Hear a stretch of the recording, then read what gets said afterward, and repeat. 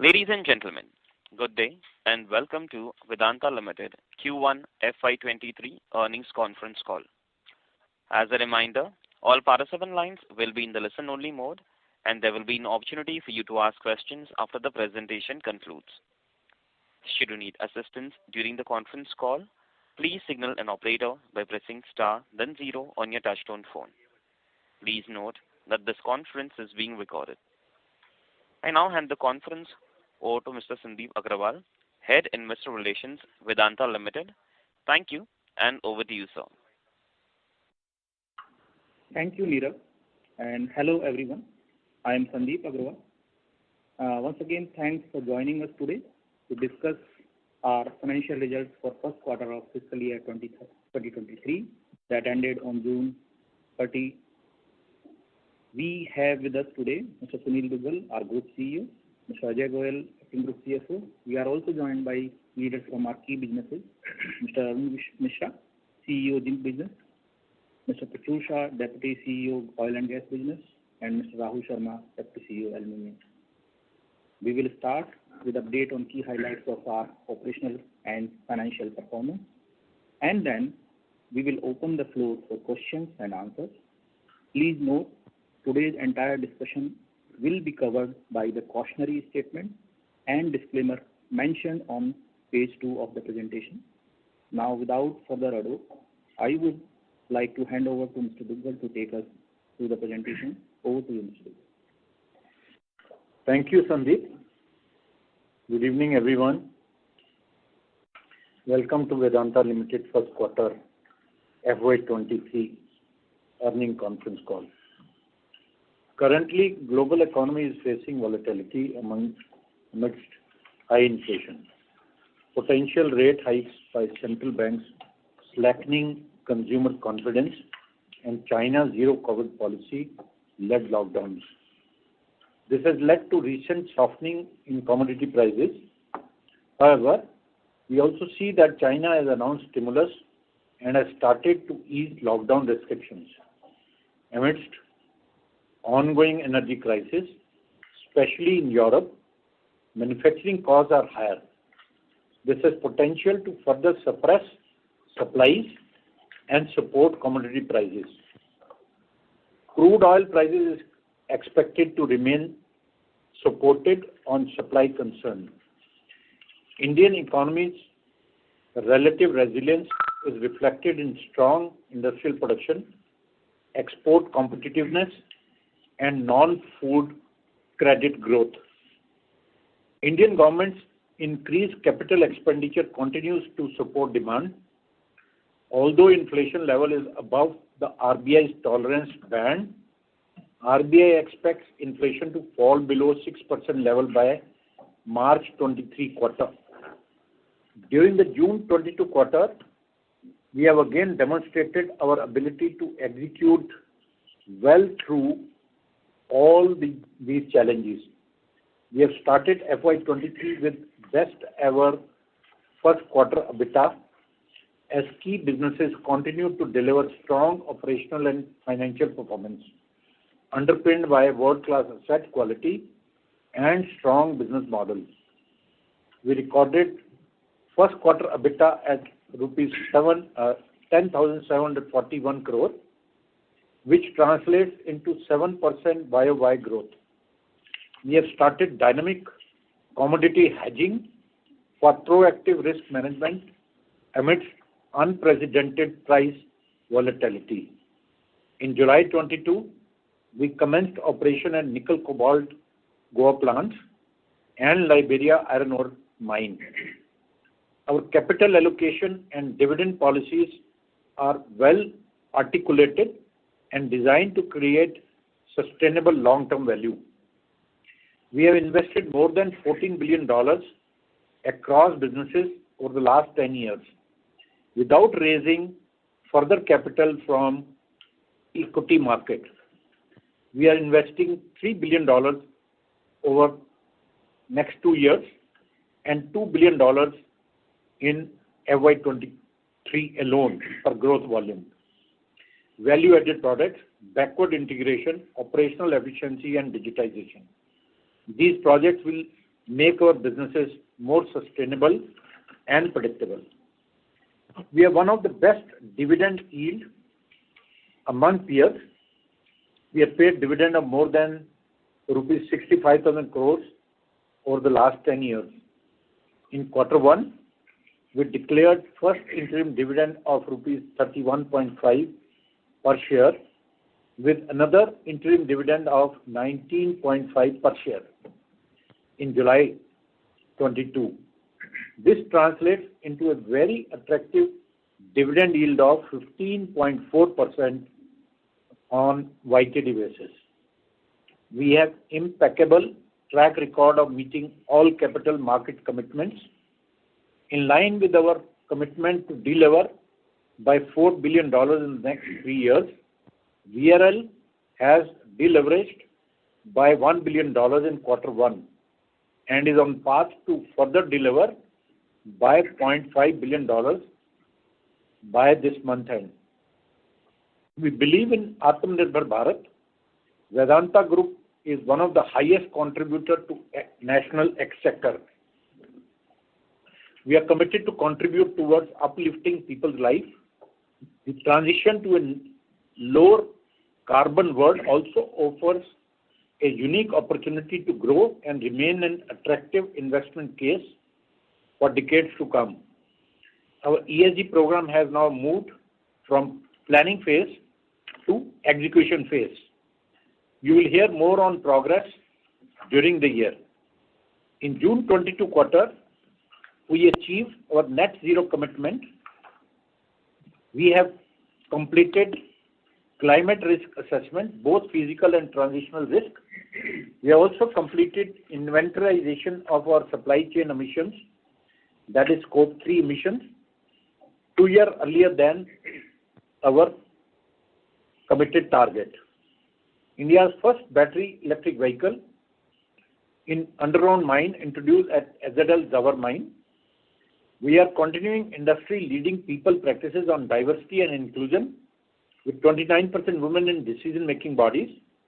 Vedanta is also among the few Indian companies that have actively recruited members from transgender community as part of our workforce. We are working to ensure a zero-harm workplace through learning from mishaps in FY-22 and before. In June 22 quarter, despite our best effort, we are saddened with the loss of life of one business partner employee at Hindustan Zinc. We are taking various initiatives to drive safe work culture, including focus on critical risk management to reduce hazardous activities at site. We have launched across businesses audit to ensure best safety practices across the group. Now, if I turn to our business verticals, at our aluminium business, in line with Jharsuguda ramp-up, aluminium quarterly production grew by 3% YOY. Alumina production was also up. Quarterly COP was $2,653 per ton, impacted by input commodity headwinds, particularly power cost. Zinc India achieved highest ever quarterly refined metal production of 260 KT with 10% YOY growth. Silver production grew by 10% YOY. EBITDA margin supported by higher volumes, better recovery, commodity prices, and hedging. At Zinc International, Hemsberg recorded highest quarterly production at 53 KT. It achieved a record annualized MIC production of around 225 KT in June 22. Cost of production also improved despite inflationary cost pressures. In oil and gas business, volume was lower by 4% quarter-over-quarter due to natural decline, which was partially offset by additional volumes from infill wells and polymer injection in Bhagyam and Aishwarya fields. OPEX increased by $0.6 per barrel QQ to $13 per barrel, primarily on increase in polymer prices. We are focusing on infill well drilling to maximize near-term volumes and arrest natural decline. We expect to commence production from Jaya and Hazarigaon fields from September 22. Our shale pilot is also on track for spud in September 22 quarter. From July 1, 22, the Government of India has started levying the special additional excise duty on crude oil. We are engaging with the government on this within the framework of PSC and RSC and are quite hopeful on the favorable outcome. In iron ore, our Karnataka business saleable ore production was lower as heavy rainfall impacted ore handling. Pig iron business production was lower on YOY basis in line with planned shutdown at one of the blast furnace. However, margin improved by 148% QOQ to $159 per ton. We have completed first step towards steel capacity expansion to 3 million ton per annum during the quarter by debottlenecking one of our blast furnace. This shutdown impacted quarterly hot metal production and consequently a 7% YOY decrease in saleable production. EBITDA margin was majorly impacted from export duty imposition, driven steel prices decline, and high coking coal prices. Fracker achieved highest ever ore production since acquisition with 14% YOY growth. Quarterly ferrochrome production grew by 3% to 18 KT. Vedanta is uniquely positioned to deliver sustainable value. In FY-23, our key priority will be to deliver volume on committed lines, timely execution of projects, and integration of our aluminium business. We will focus on production cost reduction and dynamic hedging to proactively manage commodity price volatility risk. We remain committed to improve margins, increase free cash flow generation, and deleverage. We have an outstanding foundation of world-class, long life and low-cost assets, producing vital commodities for global decarbonization transition. Our strategy, high-quality assets, strong balance sheet, and capability position us well for future growth. With this now, I would like to hand over to my colleague, CFO, Ajay Goyal, for financial performance. Thank you, and good evening, everyone. So as Sunil said, we have an outstanding foundation of high-quality assets along with a strong balance sheet, which positions us well for future growth. I am pleased to share that despite inflationary macro environment and fiscal and monetary headwinds, we commenced the year with our best ever first quarter financial performance. Before I walk you through the numbers, I wish to talk about few key accomplishments for first quarter. We achieved highest ever first quarter EBITDA of rupees 10,741 crores. Increasing shareholder returns, paid total dividend of 11,684 crores, which is 31.55 shares in Q1, and second interim dividend of rupees 7,249 crores, which is 19.5 shares in July. This translates to an attractive dividend yield of 15.4%. Proactive risk management through strategic hedging in major commodities to protect margins. The realized hedging gain in Q1 was rupees 764 crores. We are continuously working towards dynamic liabilities management and has increased our maturities profile to around 4 years and lowered the average borrowing cost to 7.6%. And lastly, we are progressing well on the path of committed deleveraging.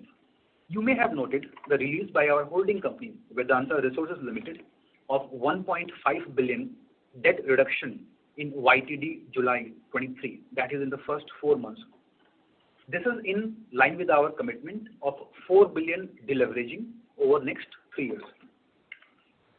Operationally, Hamsburg and Fakor delivered highest quarterly production, while zinc and aluminium volumes continues to be strong. We also successfully acquired Athena Power Plant, having 2 units of 600 megawatt each. which gives long-term energy security and cost certainty. Now coming to few of the key financial highlights of the quarter. Our quarterly group revenue stands at 38,251 crores, which is up 36% year-on-year YOY.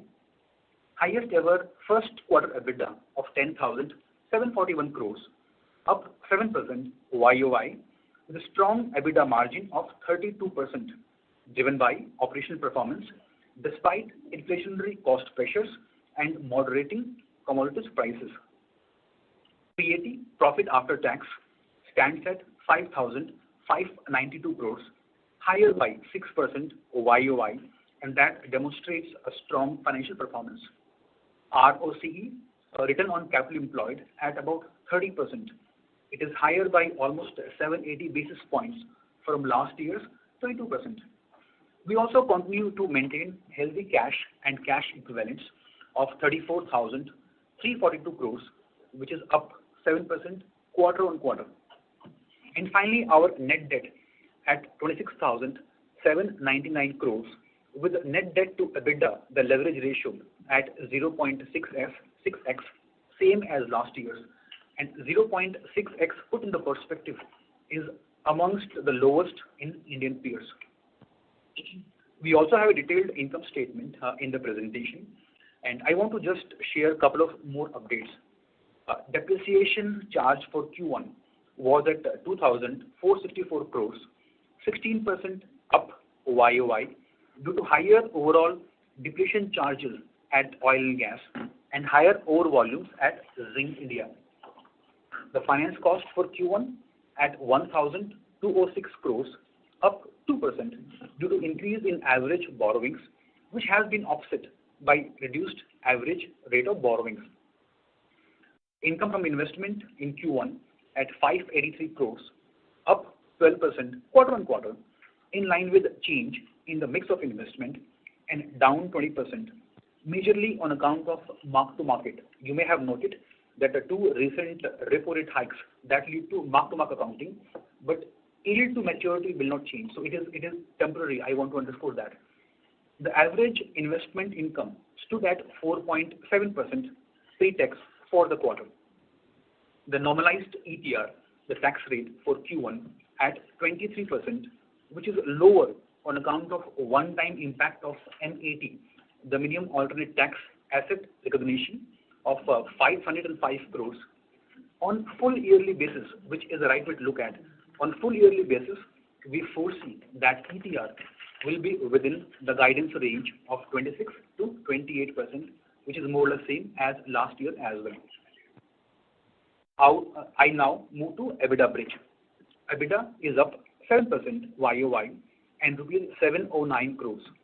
As evident from the bridge, strong demand for all our commodities and improved prices have positively impacted our EBITDA, supported by strong operational performance of key businesses.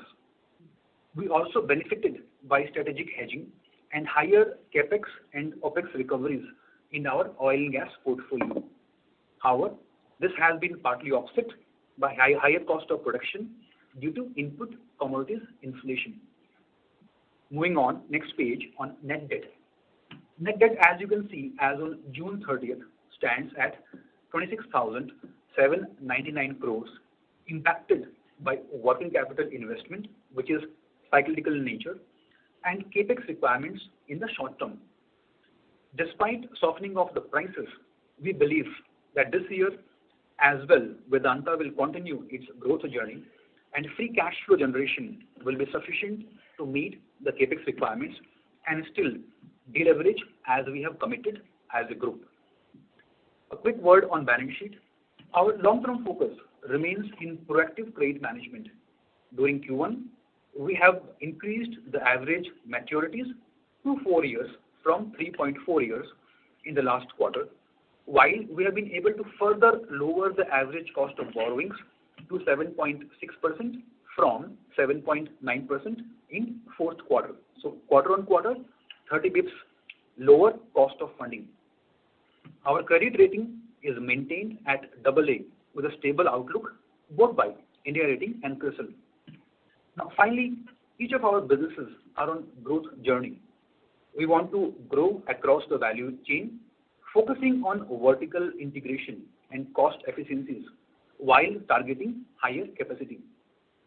Our growth capex plan of around 3 billion over 2 years is aimed in the same direction and is in line with our capital allocation policy without compromising on the key priority of deleveraging at group level. Overall, with our resilient portfolio, we are well positioned to increasingly able to deliver strong performance across cycles and create value for all the stakeholders. Thank you, and I go back to operators for any Q&As. Thank you very much. We'll now begin the question and answer session. Anyone who wishes to ask a question may press star and one on their touchtone telephone. If you wish to remove yourself from the question queue, you may press star and two. Participants are requested to use handsets while asking a question. Ladies and gentlemen, we will wait for a moment while the question queue assembles. Participants, you may press star and one to ask a question. First question is from the line of Amit from Edelweiss. Please go ahead.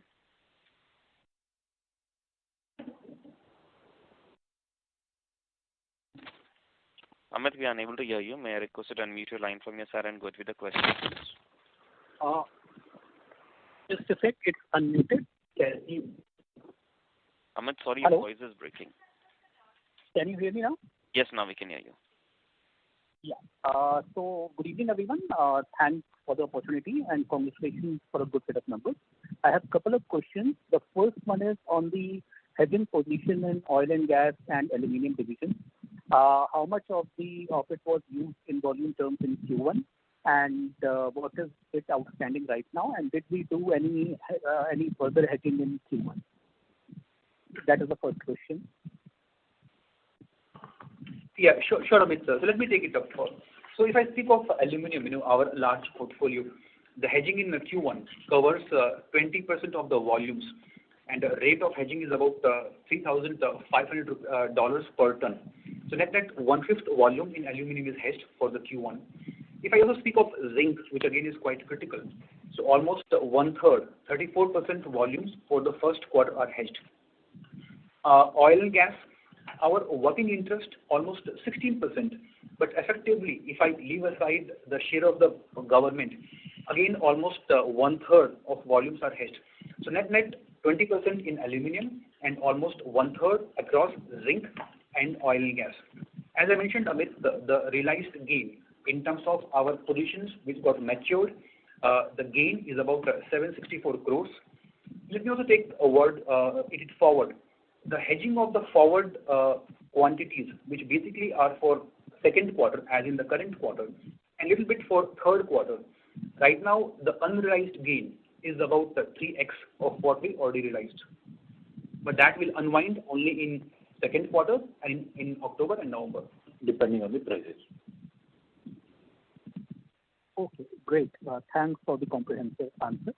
The second question is essentially on the coal cost. What was the movement QOQ, and how much you will guide for this quarter? And is it possible to separately give PSPL EBITDA? The coal cost you are asking for aluminium, or which business you are asking? The coal cost for aluminium. Sorry, I should have specified this. Yes. So the coal cost, the average coal cost for aluminium business was rupees 1.91 per GCV. And the overall power cost was $1,238 per ton. This is softening now, and the linkage coal realization, which came through Tranche 5, is looking very healthy now in this month. And with this, I think a sizable portion of the usage will go back to the linkage. And apart from that, the auction coal prices are also softening because of the international energy prices also getting softened, and some of the imported coal flowing on in some parts of the country, depending on the landed price leverage they have. This is about the coal cost. So anything, Rahul, you want to add on the coal cost for the current quarter and the quarter one? No, I think we have already touched. Q1 was basically our total coal requirement was 4.2 million and the cost was 1.9 rupees per GCV. But as Mr. Dugal said that I think things will start improving. Because we have in terms of security, we have 100%. Always the challenge remains the metallization. And I see that in Q2 things are coming back because last quarter we had almost 22% as a linkage metallization, and this quarter we are looking close to 36 plus kind of things. So we see the great improvement going forward. There's one point I want to also because of if you allow, another point which I have forgotten to mention, I think last quarter also we mentioned, we have got Jamkhani as a coal mine, wherein we have got all the approvals, including opening of the mine approval, and we'll be starting this Jamkhani mine in early next month. And we see that it will be also some brief for us, or another great future for us. Okay, just you said 22% linkage materialization in Q1, right? So 32. 22 was Q1 and 36 we are looking for this quarter as an overall bucket of my total consumption. Okay, so is it possible to quantify the benefit that we might get in Q2? I mean, total as a result of all these measures? We cannot give any guidance as such on this. But at least broadly what it looks like that it should fall to the level of quarter before at least. Okay, wonderful. That's helpful. Thank you and all the best. Thank you. Thank you.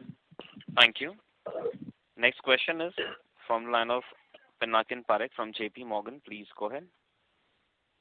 Yeah, thank you, sir. So my first question is on aluminum. Given that the cost of production was over $2,600 in the first quarter, and LME is roughly at around $2,400, at what point of time do you think that the company would look to cut production?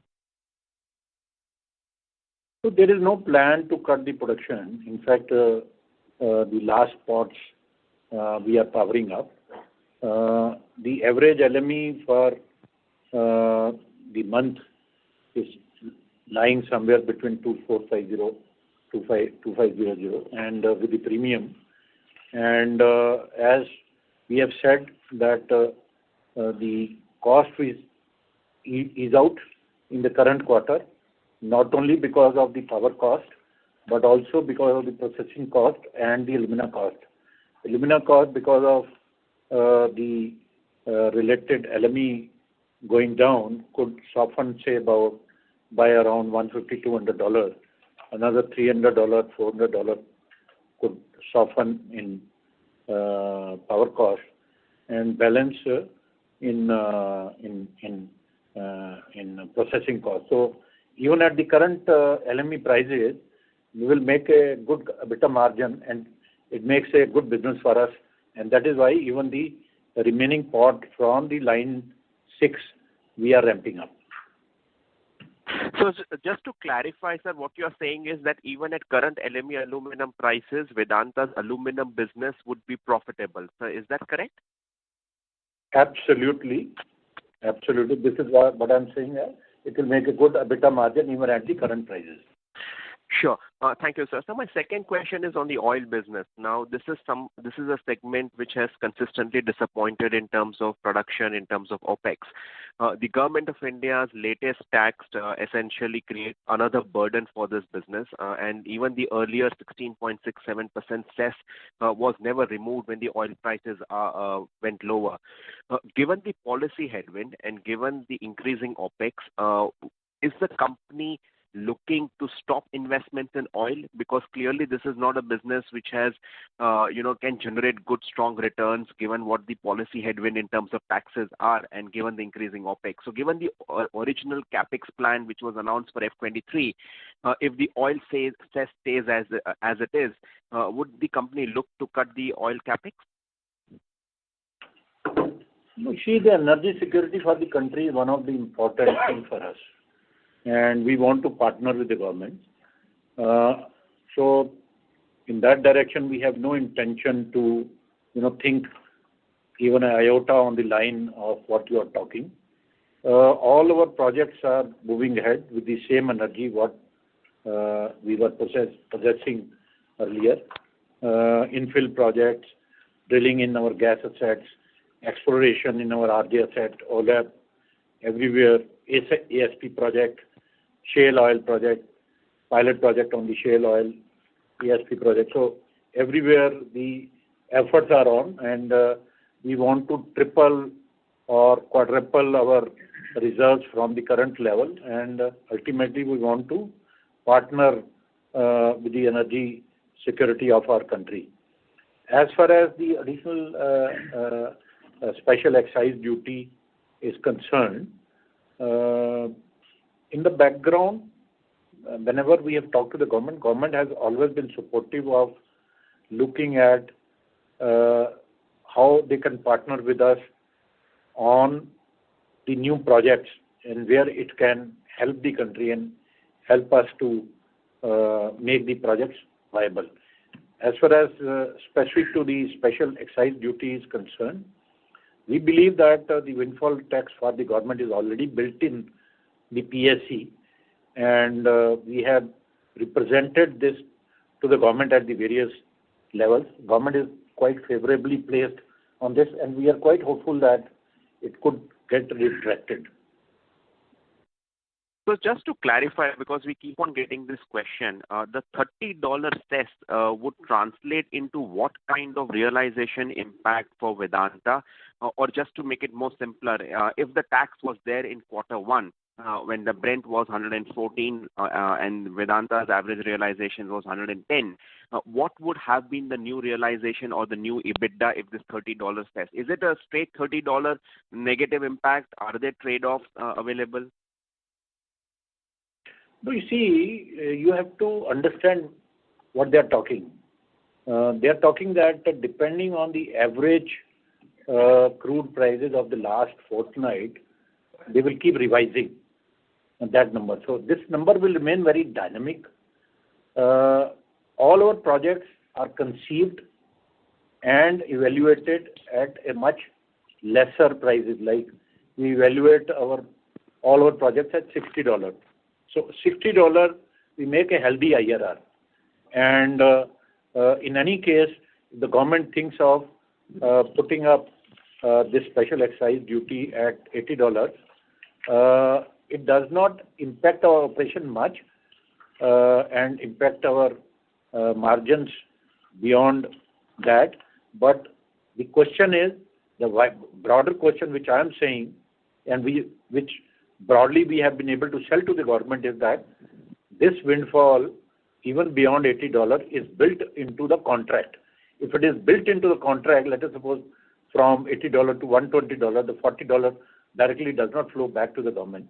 But in any case, the 70% of this goes back to the government, and that is why the government is quite favorably placed to look at this and look at how they can differentiate between the nomination blocks and the auction blocks.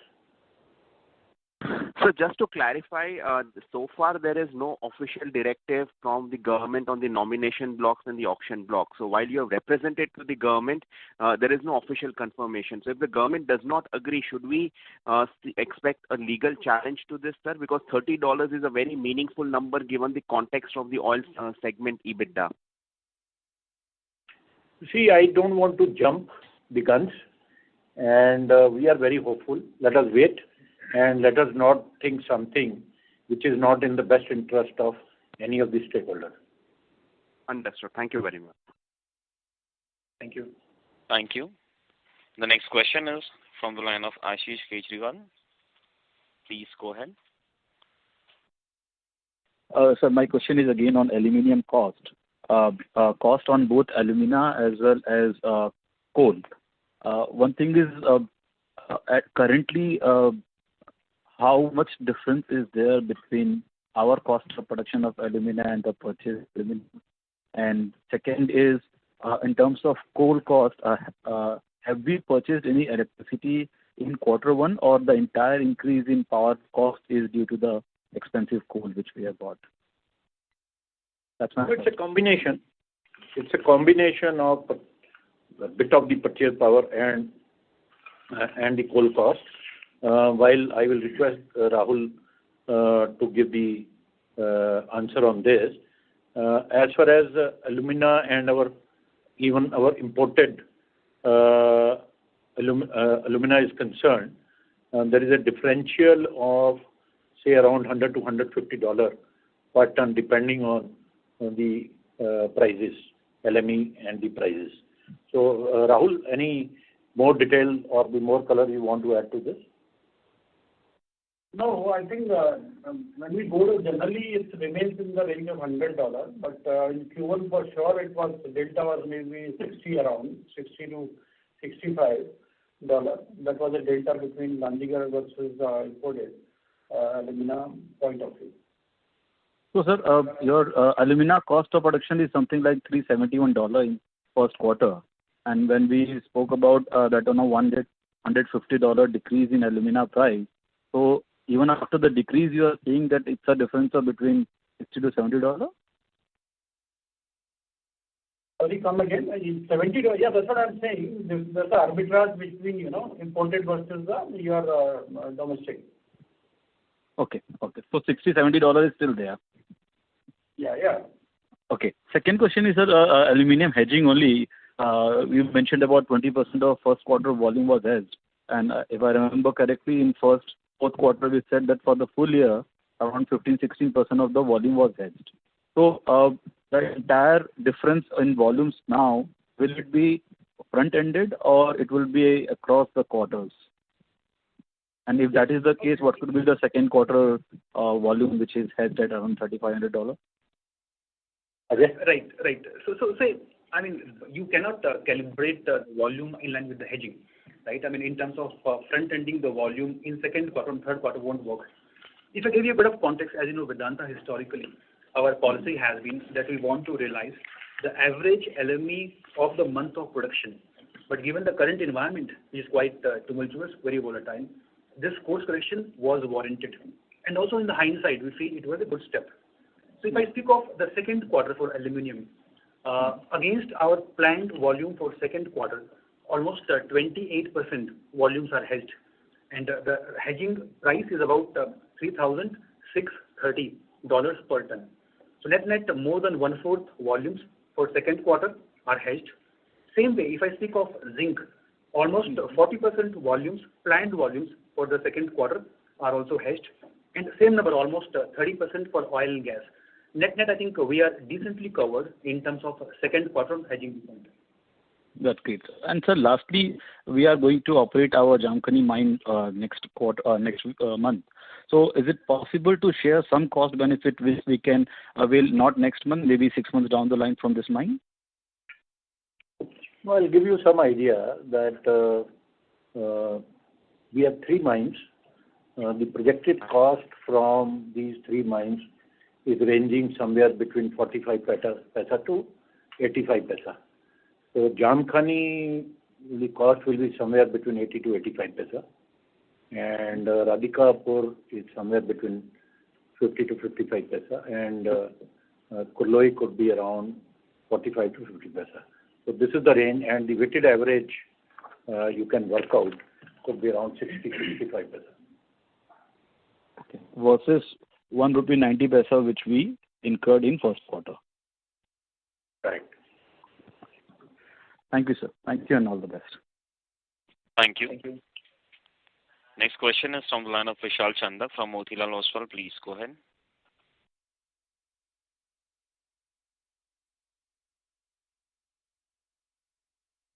Vishal, may I request you to unmute your line from your side and go ahead with the question, please? Yeah. Am I audible now? Yes, sir, you are. So my question was with regard to the oil and gas business again. From time and again, we have been trying to improve the production run rates, and we have been talking about improving production run rates. But it has been a disappointment even today also. What kind of IRR do we target for oil and gas business, and what kind of how does that compare to our IRR targets for zinc business? To understand, how do we evaluate project or do a capital allocation across various businesses? So, Pratyur, if you can take the question about oil and gas, and then I will try to add on the zinc. Sure. Pratyur? So, yeah. Can you hear me, sir? So, We can. Please go. Yeah. So on the projects for oil and gas, typically at a $50 oil price, we are targeting an IRR of 20%, and that's been the case so far. That all the projects that we have targeted at $50 oil price, we are looking at a 20% IRR as a threshold to take up the projects.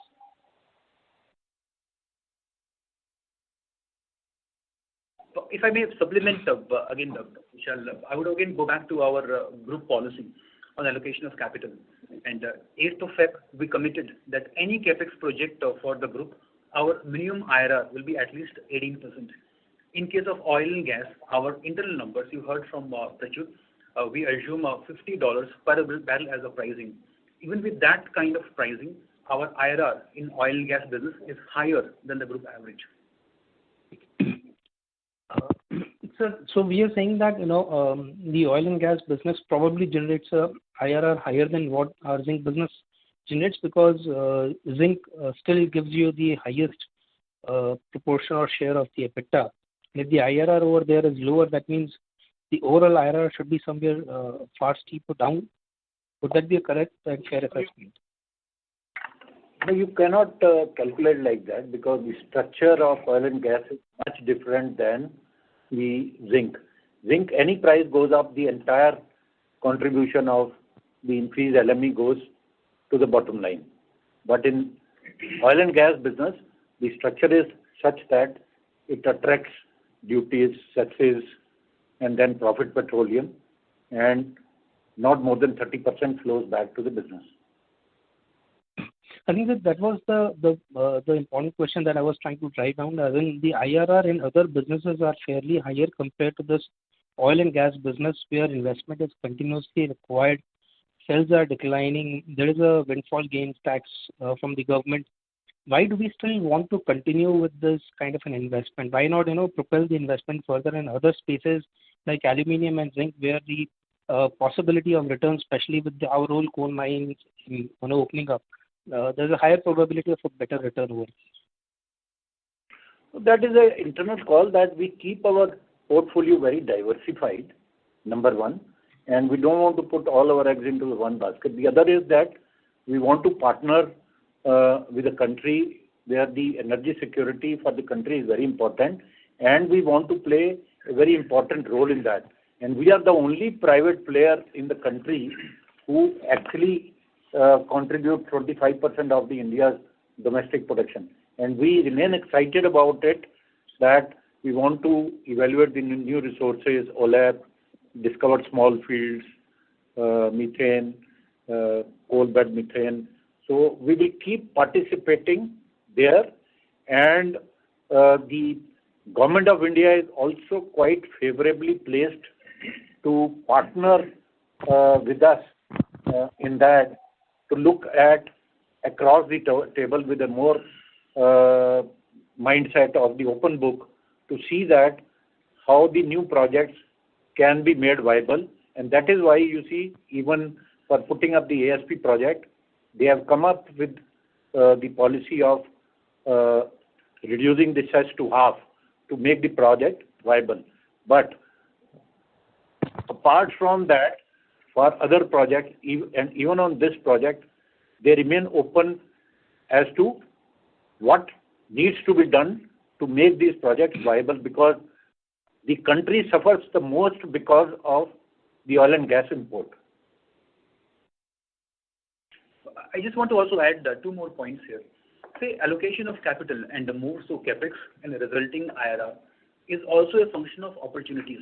So it is not necessarily either or, say, between one portfolio to another. If you look at our current year's guidance on capex, almost 2 billion, So in fact, we are investing the half of that, almost $1 billion, in aluminum. Example, that means Balco, almost 380 million in terms of rolled production, expansion 250 KTA, and also for smelter capacity to 420 KTPA. Same way, for example, Lanjigarh is one more example. So net, one should look at capex production in terms of forward-looking outlook. And finally, it is the nature of the business as well. I mean, as you would appreciate, maybe the one discovery in oil and gas perhaps will pay back for 50 in the past. So net, it is all the businesses. And in our businesses, we got to invest in a market where there might be a bit of downturn. In that case, the portfolio becomes resilient and we can deliver across the cycles. That's helpful, sir. Thank you very much. Thank you. Thank you. Next question is from the line of Rahul Jain from Systematics. Please go ahead. Yeah, hi. Thanks for taking my question. So firstly on, we keep hearing in the press a lot about your semiconductor business. What plans do we actually have, and is there any capital commitment that we are doing in the next 6 months to 1 year? That's my first question.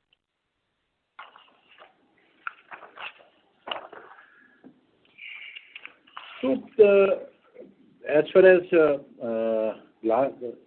semiconductor business is concerned, the government of India has made a policy that how they can support this sector, where this is also a very strategic sector for the country, where the government is quite inclined to make this work in the country, and that is why they have declared the new policy. And even the state government, each of the state government is quite excited about it. So currently we are in engagement with the various state governments, and they are ready to make all shops available to us to make the project exciting and viable. So we are evaluating the final location, and you will hear from us as we will progress. Yeah, thanks for that. And sir, also on Hindustan Zinc, so the government would likely exit. So are we going to participate in the government exit and increase our stake, or what is our stance on this? So government is doing its process. They are appointing the banker now, and in any case, we cannot acquire more than 5% in any given year, or 25% of the stake sale at any point of time. Depending on whether the government would request us to participate in acquisition beyond the legal limit, we will evaluate. But if they will offer, we will definitely consider. And any color on Balco, if you have, on similar lines? No, we have no way forward for Balco as of now. Neither the government has made any plan as far as our information goes. Okay, thanks so much. Thank you. Thank you.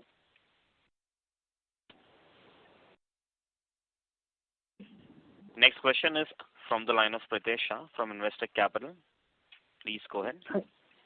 Hi, sir. Thank you for the opportunity. So my first question pertaining to the debt maturity profile of the parent. Would you be able to provide some more color on that? To my understanding, it was around $3.7 billion for the fiscal, which included around $300 million for ICL and interest costs of around $700 million. If you could help on a quarterly roadmap over here, that would be quite useful. The reason I ask this is I'm also trying to understand the payout for the full fiscal. Thank you so much. Yeah, sure. I'll be kind of a brief on this one. This being the Vedanta Limited call. But you're right. In terms of for the current fiscal for Vedanta Resources, total maturities is 3.7, including $1 billion, which is a combination of interest cost and ICL. That leaves almost 2.7 billion for the full fiscal in terms of external debt. Out of which, out of 2.7, roughly 2 billions are falling due in H1. VRL, as we all know, looks at the numbers on half-yearly basis. So out of 2.8, 2 billion in H1 and the balance of 0.8 in the second half. You may have seen, given the recent two interim dividends by Vedanta Limited, the receipt at Vedanta Resources is about 1.5 billion. So a billion out of the first dividend and roughly half a billion from the second interim dividend. So 1.5 is dividend. Roughly 200 million is brand fee. It makes it 1.7. And finally, also we got recently couple of Indian PSU bankers lending to Vedanta Resources, including SBI. So with all of that, roughly 2.1 and 2.2 billion is already secured. So with that, until November, early December, we are fully taken care of at Vedanta Resources. And the remainder amount, 0.6, 0.7, we feel quite comfortable in terms of meeting those maturities. So either we refinance them or we repay them. This is super useful, extremely useful. Thank you for this. Just a related question. Wanted to understand the extent of pledges and encumbrances which are there at the Vedanta India level, if it's possible. Say, for Vedanta Limited, you might have seen one of our recent statutory filings that none of Vedanta Limited shares are pledged. Of course, while borrowing, there is one non-disposal undertaking, which means the promoters cannot go under minority.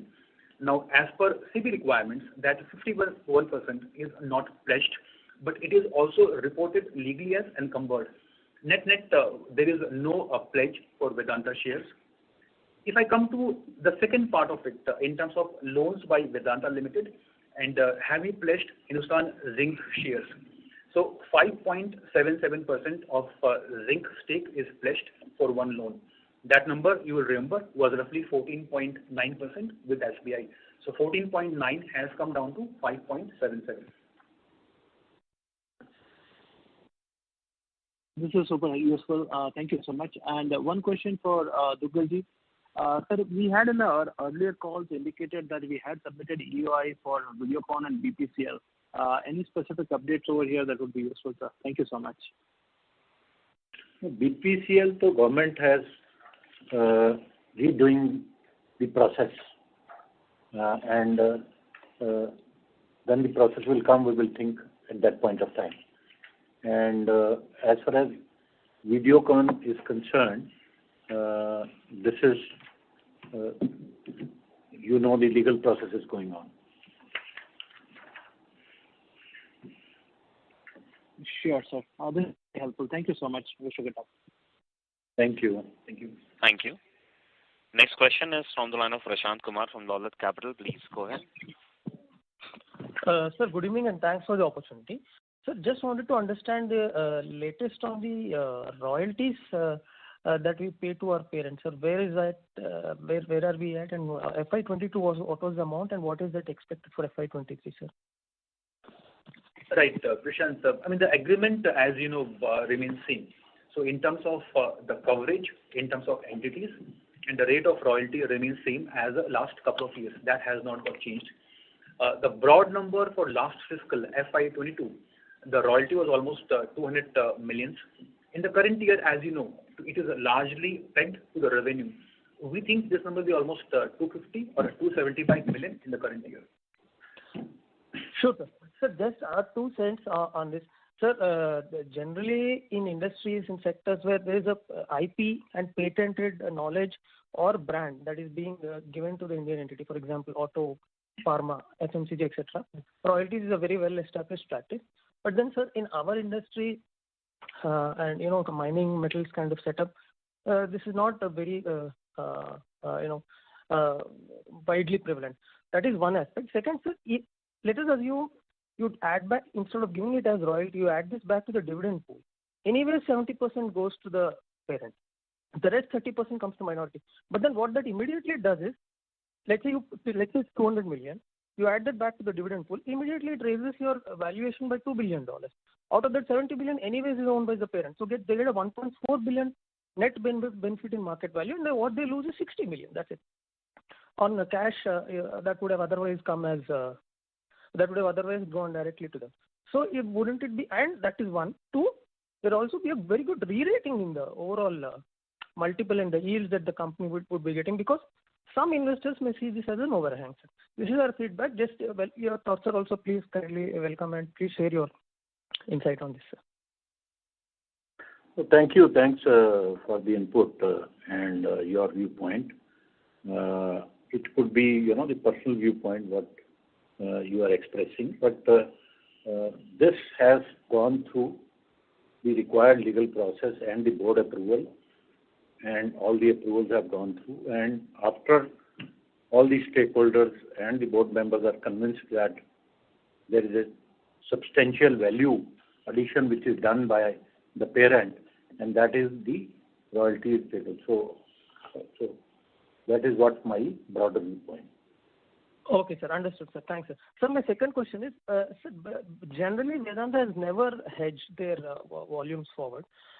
This is one exception that we did it, I think, in March or April, and it has turned out, in hindsight, turned out to be a fantastic move, saving about a couple of thousand crores for the company. This is to the CFO, sir. What was your thought process when you decided that back then, based on the market, based on the pricing, etc., etc.? If you could kindly share your thought process as to what made you to take this call, you and your team together. No, this was done based on the evaluation which was done internally and based on the expert advice. And we have also set up the hedging desk, set up the internal, headed by a global hedging expert who has come on board. So depending on that and benchmarking and the evaluation, we took a call at that point of time. It was a very strategic call which was taken. See, you will appreciate that risk management has to be a dynamic process.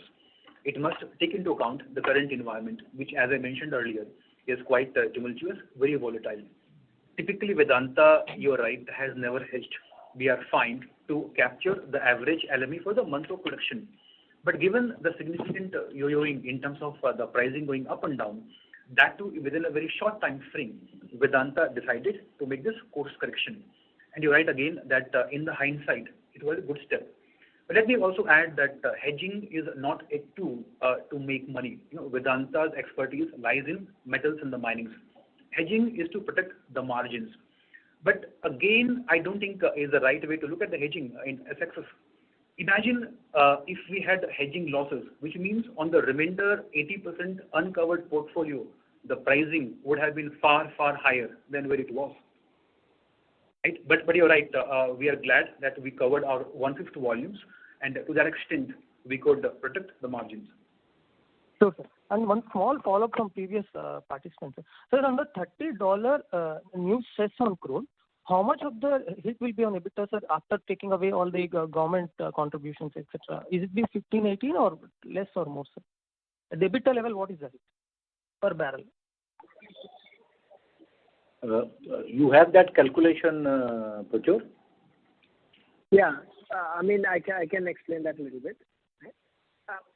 So at EBITDA level, because at $30 a barrel in our PSC share, government, the $30 barrel doesn't hit us directly on our EBITDA because government actually pays out of the $30 almost $70 as part of petroleum. So the net effect on EBITDA post cost and everything could be around $5 to $6 a barrel at that price. So you have to realize this is a price thing. At 120 it was 40 and it's reduced 30. So at that price it's about $5 an hour. Okay, sir. Understood, sir. Great, sir. Thanks, sir, and wish you all the best. Thank you. Thank you. Ladies and gentlemen, we'll take the last question from the line of Sumangal Nevatia from Kotak Securities. Please go ahead. Yeah, thank you for the chance. My first question is on the power division. The margin this time is almost at record low, 20 paisa per unit of power. Is it possible to share the breakup between TSPL and the other Jharsuguda business?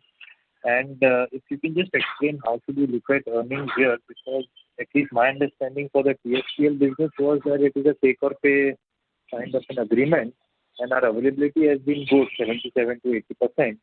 So we were kind of modeling around 1,000 crores of EBITDA run rate on an annual basis. But time and again, this has basically undershoot our expectations. So just some explanation on that is requested. While we will give you the exact calculation, but let me tell you that, this construct of this contract, the construct of this contract is that the coal is passed through and we are paid based on the certain availability. The availability is on an annual basis. The quarter-to-quarter availability could vary depending on whether the annual shutdown is due in that quarter or not. In the first quarter, one of the unit need the shutdown, major shutdown that we have taken. But over the year, our belief is that our availability will be more than the contractual availability. There are more breakups if you're interested in our IR presentation. It's page number 36, which covers the entire power P&L across Jharsuguda, Balco, TSPL, and also zinc wind power. If you want more information, please do write to Ms. Sandeep Agarwal, our head of IR. Or refer this. Thank you. Okay, all right. And just one follow-up on our coal mix. I missed the initial commentary. So if you can just repeat what is the mix and how is the mix changing? Our linkage supply is increasing. And are we replacing some more of imports or e-auction with linkage in the coming quarter? If you could just share some change. No, the last quarter was a mix of linkage, e-auction coal, import, and the local purchase, spot purchase. This quarter, we believe it will be a combination of linkage and e-auction.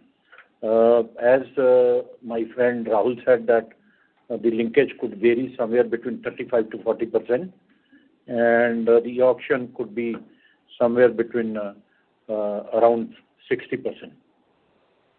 Okay, and at the peak, what can be a linkage mix at the peak, and what sort of inventory, how many days of inventory do we carry? Rahul? No, let me first answer the last question. We have, 5 to 6 days inventory, which is better than the previous quarter from the inventory side. And another question would be that, what we are talking about, Mr. Dugal has already answered. In terms of linkages, we will be almost 36%, but ideally I have 55% as, my contribution, but it depends on metallization. So there is a scope from, one is that moving from 32% to 36 in this, and then ideally reaching to 55%. And captive will also play a role, as I said that Jamkhani is getting started now. I hope I have answered both your questions. Yeah. Thank you and all the best. Okay. Thank you very much. Thank you very much. I now hand the conference over to Mr. Sandeep Agarwal for closing comments. Thank you, Nirav. Thank you all for taking time out to join us. I hope we were able to answer most of your questions. In case you have further questions, please feel free to reach out to us. This concludes today's call. We look forward to reconnecting you for next quarter earnings. Thank you.